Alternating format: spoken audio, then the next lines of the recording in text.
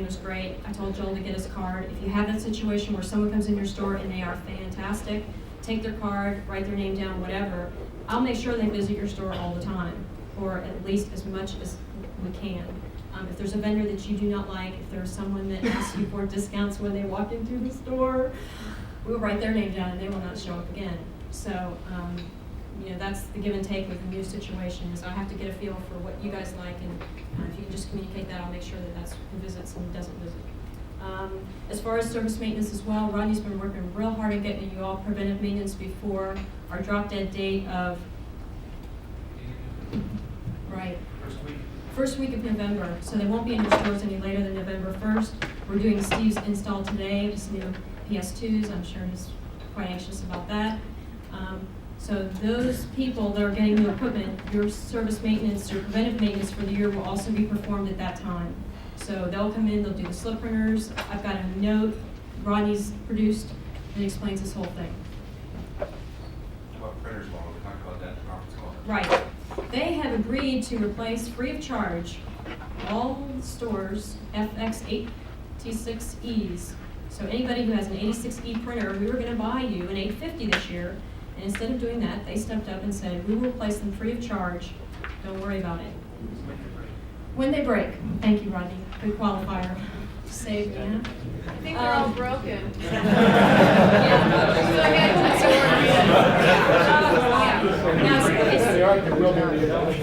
Or they will be on Monday. That's right. All run out and break. So and call just your assistants go and ahead. tell them to take the hammer to the system. No, it's the 850s that the majority of you have. I think there's only a quarter of you who have the 86Es left, and some of you may even have the 85s. Is Lynn around? She just got a new printer. They did come out and replace it after they put the wrong one in, and then they put the right one in. Okay. So that's what's going to happen with the printers. We contractually, if you didn't read the memo that we sent, 1 hour callback guaranteed, 3-hour response time, 8-hour replacement of equipment. Okay, that's the deal, or we get free maintenance. What's nice about this company is I talked to Bell Atlantic until I was blue in the face about certain parts that we have that are exorbitant in cost, and the part never fails. This company evaluates the service at the end of the year, what they spent, and if that needs to be reevaluated, that's what we will do, is reevaluate the cost. I cut each of your expenses for maintenance by 50%. So we save $43,000 this year on service maintenance. We paid for the PS2s that are going out to the stores with that money. So we're happy about this. I can't say that, we're going to keep with those costs, but I certainly hope we can at least keep it down. TRW is exorbitant, completely taking us to the cleaners. Okay, so any feedback on that, please get back to me. Future plans. We are putting in 4684 IBM registers into 17 stores this year as a third register. That's the hardware base. They cook. They are fast. They look sharp. I like them. Can't you tell? But they run our software. You can't have everything. They run a lot of different people's software, which is why we picked them. They are very versatile. You will get a chance to look at them if you drop by or visit a store near you that has one. They're fun. They stand alone. I'm so excited about them. What can I say? I'm pumped that we've purchased them. Pumped. We are taking delivery on that equipment pretty soon. I think Vince has a date or has an idea about a date or something. Maybe. They're in transit. They're in transit. That's right. Oh, not that word. Okay, so we're going to take delivery on that equipment. The thing comes in like 6 or 7 boxes. We all get together late one night, do pizza, assemble them all, and then we ship them out to your store. So those will come to you, those 17 stores. I really wasn't going to talk about this at length, but real quickly, they'll come to your store. You're just going to set them up. That's all it takes. Just put them on the unit that Galen and I are going to look at recommending to you. We'll have hopefully pictures, and we'll talk about the unit. Are there advantages to some of the others, your advantages, right, as far as speed's concerned? Right, the 84s, Okay. the 4684s. Are we going to take the ones we're displacing and redo some of the smaller stores that need maybe Right. your model? This is what we're gonna do. As you know, we've got about you may not know, we have 2/3 of the company out there with oldie goldie ATs and XTs, which I know you all love. And then you have 1/3 of the company that has PS2s. And now we've just purchased 17 4684s. The idea is top stores, top volume stores will receive, and correct me when I'm going wrong here, will receive next year a second 4684 to complement the one that they have to get us through this holiday. We will, by early next year, hopefully, Vince says before Christmas of next year, we all hope soon, we will have some new software to run on those 4684s. We are in the process of evaluating the software now, so we'll keep you updated on that. But that's the goal, Daniel, is to get those 4684s in the top volume stores, put 2 of them in there, and redistribute the PS2s, the newer equipment, to the stores that are really having a hard time with the old equipment. So that's the goal. Huh? You're gonna get some new monitors, jeez. Every minute. I had to get him with that, because he just, every minute. Something else we're doing this year was we're looking at the communications package, which is to you and to layman's, all of us, it means polling. We're looking at a new set of hardware and software that'll do the store polling and the communications. And Greg could probably give a real good description of what we're doing, but essentially we're looking at 2 different software packages that will run on a PC that is sitting at the corporate office that'll poll your stores. And this is maybe old equipment, probably just the new registers going forward. And what it'll enable us to do is poll more than one day at a time. I thought I was going to hear jump for joys on that one. And then it will also enable us to reconnect to you in the morning and send you any files that we processed the prior night, which means transfers. I know I've heard a lot about the transfers not being there when you want them to be there in the system. The other thing that it's going to do for us is, what was that third item? Help. The store would call Right. rather than we call the store. Instead of us trying to call your store from the host, from the corporate office, your PC will dial us. So that means when you're closing at night, we don't have to wonder if you're closed or open or whatever. Your PC will dial us. So that's the way that works. We obviously are going to enhance the current PC system. We're in for probably about 3 years, or at least, of the current PC and maintaining both 2 systems. The transfer system is in its infancy. We will include some drop ship to vendors, some different movements within the transfer system. Does that accurately describe it? Yeah, Suspense, damage, that kind of thing. We're going to do some payroll data collection. We wanted to do that this year, but didn't get to it and didn't want to push it. And we'd also like to work on the item file, and inventory information. And I know there's a lot of information that you guys have asked to be, guys and gals, to be displayed on item inquiry, and we'll look at that at that time, not this year. What? The advisory file, we talked about this last week in the conference call. Okay. When a planner allocates a piece of merchandise on the advisory file, they don't know whether it's going to be picked or not Right. at the warehouse. And what happens is that if the warehouse zeroes it out, it stays on their advisory file. The planner doesn't necessarily, he sees that same file, thinks that they possibly may have that merchandise, and will ignore that store's request on that piece. Is there any way we can drop that? If they zero it out, it doesn't show up the following day? The planner is given a report of anything that the warehouse zeroes out, or at least management is. What I'd like to see happen is that, for example, the store pulls up their advisory file for the day, they see that they're getting this merchandise, or at least they're advised to get this type of The merchandise. store. They don't get a couple of those pieces because it's zeroed out of the warehouse. Right. But it'll stay on the system for 5 to 6 days, can you take that off once the warehouse zeroes it out so it doesn't show up on their advisory It file? should be being taken off. The zero is there. They're not dropping the items Taken out. off. It should be being sent down from the host to. Right, when they are somebody's zeroing gonna- it. I think it's too late. There's a, How long? no, wait, okay.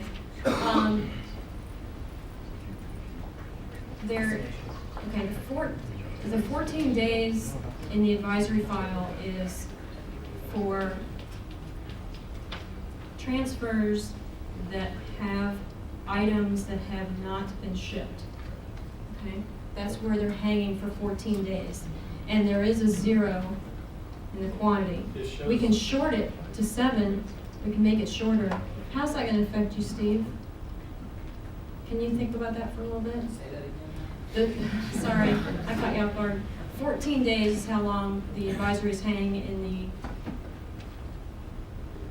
the advisories. The transfers hang in the advisory function.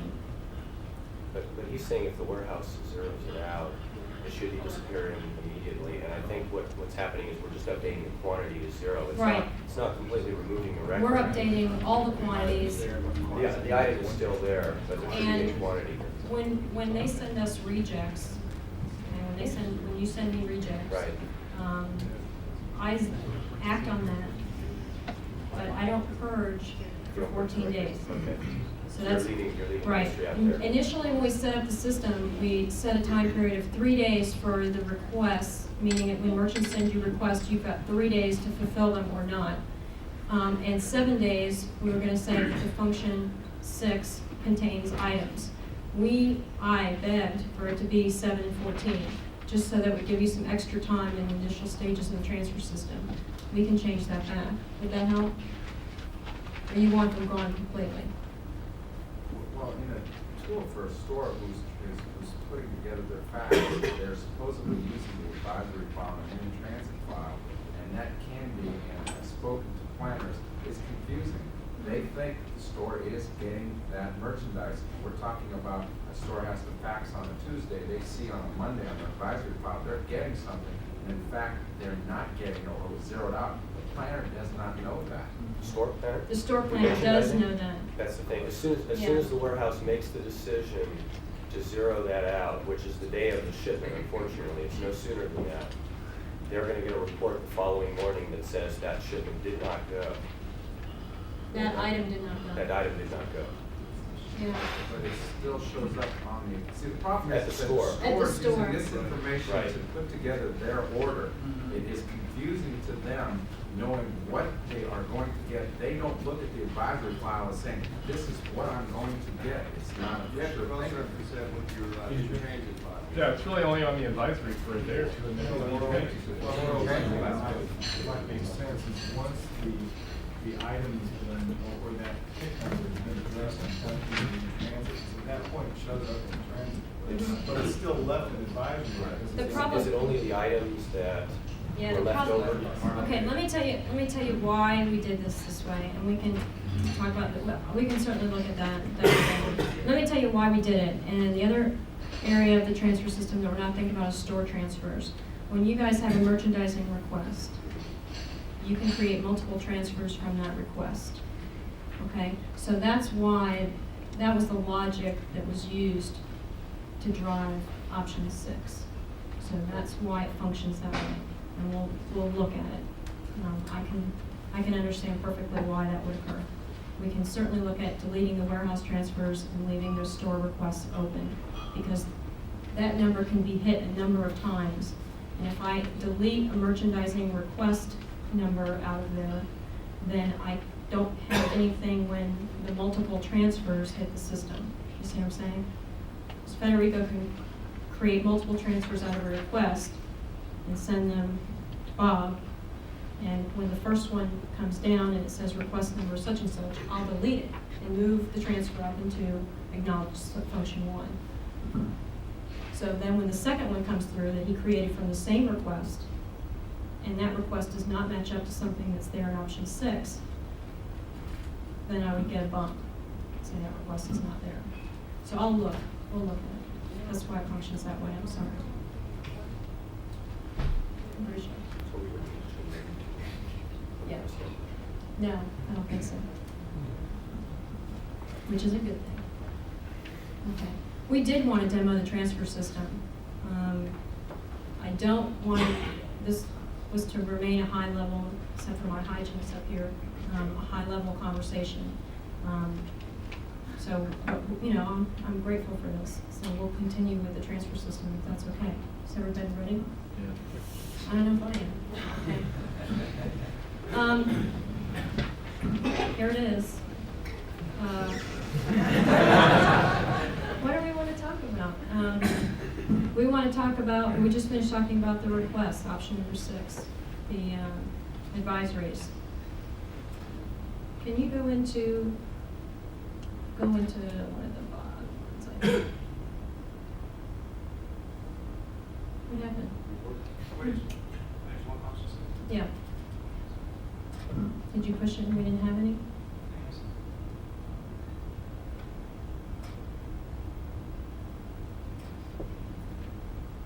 The delay is from the LCD display thing.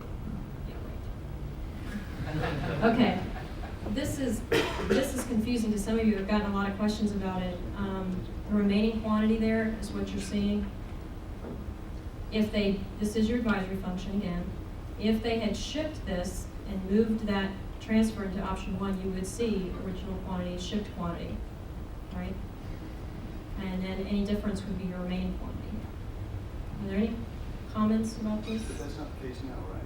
Yes, it is. It's still advisories. It's advisories. What about a report that groups these things like your option 2 and 3? Many people have requested this. Yes? Yes, Can we please not print them at end of day after all those other reports kick out? Or can you just go in and print them? Is that okay? Yeah. That's not a solid yes. Yes. Okay, thanks. Okay. Where are we now? Items in transit by transfer number? Any changes? Any feedback? Okay. The POS receive date is the date that it gets on your system? Okay. The session log?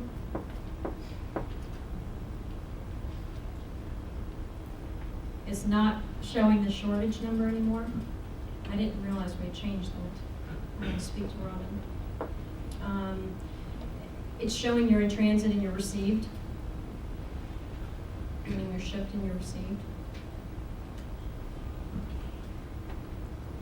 You guys are supposed to be printing these and clearing this as you create your sessions. You can also go in and once you've posted a transfer, you can create the detail just as it is viewed in the display session log or print session log for each item. So if you, Rodney, if you go into posted transfers, go into this function and then choose when it's posted. You know, you just press enter for the list. Everybody's figured that out. Laura, would it be possible to have it automatically do the session log at the end of the day? So it's manually doing You have to print it every day anyway, so that's not a bad idea. it. Because sometimes you forget and then It's all cumulative. It doesn't go away until you make it go away. Rick, thank you. Yeah, this is the detail, and as you can see, it's the same as the session log. This prints out per transfer. So if you posted something and you wanted a nice, neat one-page copy of the session log instead of slicing and dicing, you could do this. But you're still required to do the session log. But just so you know, yeah. But this is exactly the same as the session log, as you can see. How about, Laura, the ability to go in and void a transfer that you might have done by mistake before you print your session log? Yeah. Yeah, it happens. Yeah. Someone will call for something, you print it, and they say, don't forget it, I don't want it. Yeah, that's a security thing there. I'll have to find out about that, because once you've printed that final manifest, that's a document, and I can find out, but I don't, that's a great idea, but, because I can't selectively delete anybody's transfers that they've created in error and posted. I delete everything you did that day, or I delete nothing. So if you call me and ask me that, I can't do Well, it. the other security problem I have is that acknowledge why it never appears on. Right. We need to go into that. But we'll look in, I'll write that down and we'll look into that voiding. I worry about the transfer document. Maybe if there was some type of validation you had to insert, I don't know, something. I just worry about transfer documents being created and then someone voiding and the merchandise going somewhere because of that. I don't know. I don't see that it's necessary to have on our session log the transfers that we have created, since we have a copy of the transfer. I disagree. Just because the session log is a detail of every single solitary transaction that you do, and it's just an audit trail. Even if you go in and you don't do anything, it logs that you went in and you looked at the transfer. I gotta look at that, but it's an audit. It's an audit trail. Laurel, is there any plans to work for maybe allowing us to receive or acknowledge in screen or section 1, I guess, item 1, partial receipts of shipments? Since we're getting UPS shipments, there's only 2 options Yeah, there: thanks. complete or incomplete. Thanks for bringing that up. You guys are really helping me through this. Could you select that first one, Rodney? Okay, notice you have 3 options on store transfers. You only have 2. The last option, if you select that, thank you. It's going to read in the transfer. You know, at this time, if you press escape, you haven't done anything, right? You guys know that, okay. If you would go in terrible glare, I can't see the quantity, but I'm assuming that there's a quantity there. If you don't receive an item, let me back up a little bit. If you get a partial shipment, and Greg can talk to this too, there's a remedy coming down the pipe for this. If you receive a UPS shipment before you receive your truck, that's worst case scenario, right? Because you have all the other items on the transfer that you effectively have to zero, because the small amount, luck would have it, arrived first. So you would go in and you would zero every single thing that you did not receive that you were going to receive later, and then fill in the quantity for those items that you received, yes. And you do that using that third function. It used to not work. On the host, the computer at the corporate office, it would go ahead and receive the whole transfer, and then any adjustments that you made later using this option would then apply. That is not the case anymore. It works fine. So use this until final solution is in place. It's a definite maybe. 3 weeks. And what that's going to enable the Merchants to do. I'm speaking out of my element. Merchants to do. It's going to enable the merchants to place items that have been flagged as high security or whatever on a separate transfer. Right? Yay! Okay. So that's how you do it. Thanks, Dean. Laurel, where there are stores that are close together, the product, during the result of the transfer, the product will show up in the store a few days before it comes on their screen. Right. Will we be able to enter a transfer into the system and then have it canceled out when it comes down No. the next evening? We won't let you transfer goods to yourself. And effectively, that's what you're kind of doing. We are 2 days behind when you transfer something to someone else. We give the corporate office this information via nightly polling. We process it the next day and we send it down to whoever you created the transfer to the following night. So effectively, that's 2 days delay. And I get a lot of calls on those. It's not in my system, where is it? And I understand perfectly why you're calling me. This is fine. But there is a 2-day lag time. So if you look at the print date on the transfer and 2 days hasn't elapsed, it doesn't have a prayer of being there. More on the updated bill and When we get the new polling, that was the whole idea of reconnecting in the morning, is so that we can send you those transfers. And that will happen. That is reality. That is a hard, fast specification for the new system. Polling while you're still online, right? No, this is after you send me the data at night. You call me, you give me everything. I call you back and say, guess what, I got something for you. And that's how that'll happen. Will that happen automatically? Yes, the system will go, what we hope to achieve is that the system will go into a wait mode, and he'll wait, and given that the power doesn't go out or the system blows up, we'll just knock on your door and say, this is what we have for you here. And we'll only do that to the stores that have things. So that'll be good. That'll be good. Anything that processes the night before effectively can be sent the following morning before you open. But we also, with the new system, will get the ability to connect during the day. So I can say, I need to do some stuff on your system, something's down or whatever. I can go in and do that without you ever knowing that I'm there. So that'll be nice. Don't you just love that? Okay. So as you can see, it created we didn't do it, but the third one down there is shortage. That hangs out there until you get rid of it. Or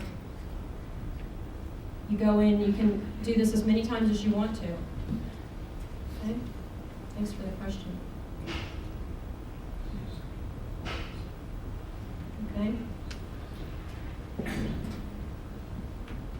Okay, how are we doing? Anything else? Vince, you want to turn lights back on? When you guys get some more suggestions, I'd love to hear them. What about replacing the fax with some type of interactive request on POS as opposed to at our convenience? We got that scheduled for 95. Right. That's a definite Good answer. maybe. That's right. Good answer. Okay. Thank you.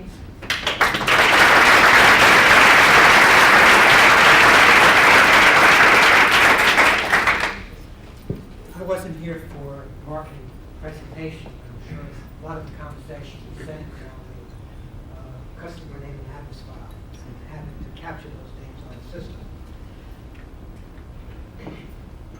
What we're planning to do eventually is to be able to download to all the registers an areas file of subset of name and address file. So that, for example, if we have a customer who buys in the San Francisco region, all the stores in that region will have information about that customer down on the system. So let me paint this scenario. Customer comes in the store, and the first thing you're going to do when you ring up a sale is run the card. Read the card through the reader. Before you do anything else, before you ring the first item. What will happen then is two things. One, the system will automatically start dialing out to get the computer to do the authorization, even before it's told it's ready. The second thing the system will do is based on the credit card number, it will go look in the database to see if that customer has bought recently or in the past or whatever. Failing that, it will take the name off the strip, combine that with whatever other information we have about it, and see if it can find the customer that way. If it can, nothing will happen. We have that information on. If we don't have that information, after you finish ringing the transaction, the system will prompt you key in a zip code. We can get obviously the city and state from that, and then a street address to absolutely minimize the amount of data that you have to capture in a situation where we don't believe we've got that customer. Isn't that information going to be already on the credit card strips? The only information we'll be able to get at on that strip is the name and the number. There has been some talk about putting the address on that, but I think that it's not going to happen. Even if it does, we will not be given the algorithm to be able to decode it for security reasons. It will cross-reference to street address and for example, credit card history on it. And what might happen if you swipe it, you look at credit card and cross-reference. We'll know that we've already made a sale for this particular credit card, and therefore we have the person's name and address. We do NCOA, which is name and address updates back at the host, so it's no need to ask that customer if he's moved or anything like that, because we will already have captured that information elsewhere. Next year maybe, year after that maybe. That's going to be part of the new software, but we definitely have that in the plans. Right? I know that's a big issue. Those things are valuable, and we definitely want the program to get captured. I've got one more demonstration. It may be a little tough. I've got to use a speakerphone. Everyone may not be able to hear, but what I'm going to try and demonstrate is a little portable microphone. Will that work? Yeah, sure. You just hold that up to the just little on button. care if we give this a try. In any case, what this is a voice response unit. What this allows a customer to do now is to call our 800 number, the customer relations number, and instead of speaking with a customer service representative by keying on a touch tone pad information such as the order number if they know it, daytime telephone number that they possibly gave with that order, or failing that, and this one's rarely used by a customer, to actually key in their zip code and their last name on a touch tone phone, and 1/10 of 1% of the population will figure that out. But you people fall into that category, and with a little more prompting in terms of documentation to show you exactly how that happens. But the scenario, I guess, would be that a customer walks in and purchases something and says, oh, by the way, I sent you a mail order, can you tell me where that order is? And I understand during the holiday season, sometimes it's very, very difficult to get a hold of CR. So we're going to give you 2 telephone numbers that will allow you to get into the system and bypass CR. Let me give a little demonstration of how that works. By the way, Mike Hendricks told me that he saw an order on the system from George Bush. Okay?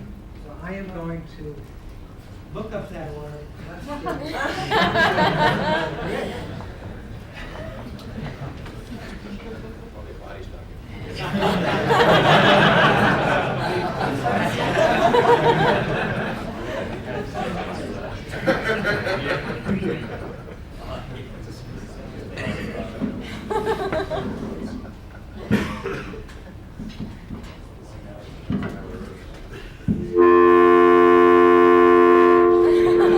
Works. All right, here we go.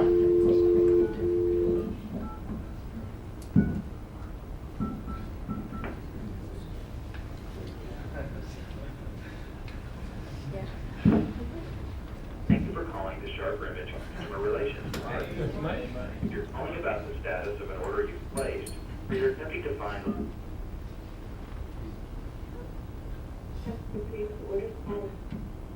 The local store nearest you. To dial from our automated attendant in your touchtone phone. To retrieve your order status information, please press 1. That's what we want to do. If you know your order number, please press 1. George came into If the you do store, not he know doesn't your order number, if you know the daytime telephone number Didn't leave his with your telephone. order, please press 1. To locate your order by zip code and name, press 2. Let's do that. Please enter your 5-digit zip code. After you have entered the number, you have entered 2, 0, 0, 0, 0. If this is correct, please press 1. Please enter your last name. I'm going to spell Bush. You need to press 2 keys.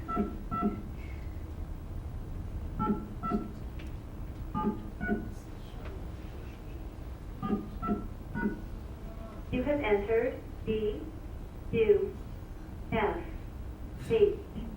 If this is correct, please press 1. All right, George.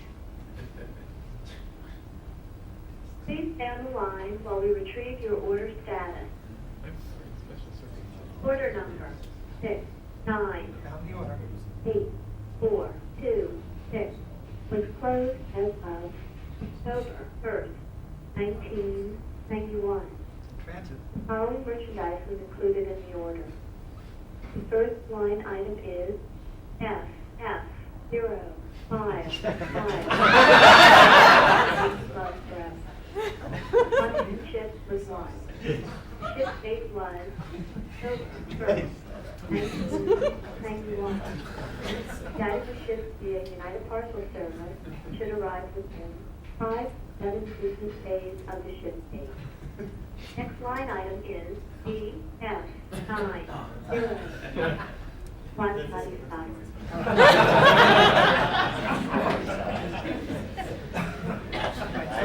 George comes into Melvin's or Ray's store, you can tell him it's in transit.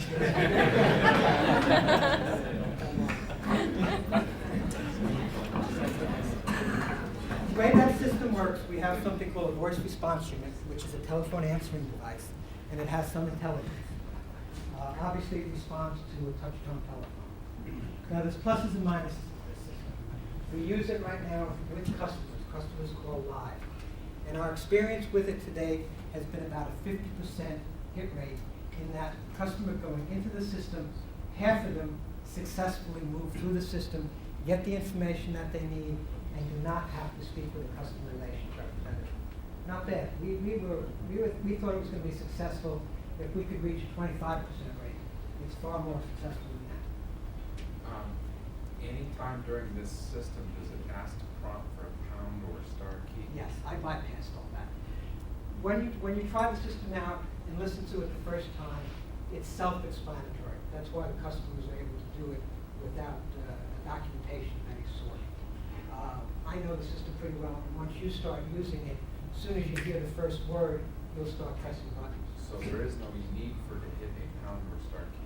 There is The to reason- shorten it a little bit. The reason being is that a lot of our phones, and I experienced this last week in calling somebody at another 800 service, our phones do not connect on the star or pound key, and even though you punch it back and forth. Nothing Yeah, happens. there's a way to turn it on. No, there is, I know the sequence, but I called another company with their 800 service, I used that sequence and it hung me up. I tried it 3 times. That And could be some their of our telephone, phones- it could be ours. It's- But there is a time limit. So for example, in entering that zip code, there's a 15-second delay. If it doesn't hear the pound sign within 15 seconds, it assumes you have completed entering that zip code, and it then will voice that information. So you can get away with it. I'd like Hope to take a look at